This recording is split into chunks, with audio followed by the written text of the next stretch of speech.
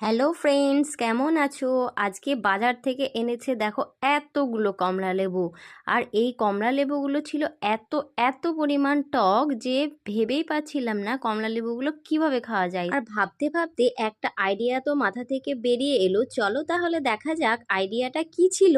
আর এখানে ছিল দুই ধরনের কমলা লেবু, একটা কমলা লেবু ছিল ভালো ধরনের মিষ্টি আর একটা কমলা লেবু ছিল টক, তাই আমি নিয়ে নিয়েছি টক কমলা লেবুটা। তারপর কমলা লেবুটাকে নিয়ে ভালো করে ধুয়ে গোল গোল করে নিলাম ছুরি দিয়ে কেটে, তারপর একটা থালাতে সাজিয়ে দিয়ে দিলাম গোলমরিচের গুঁড়ো আর উপর দিয়ে ছড়িয়ে দিলাম বিট লবণের গুঁড়ো। আর এভাবে কমলা লেবু আগে কি কখনো তোমরা খেয়েছো? একবার কিন্তু খেয়ে ট্রাই করতে।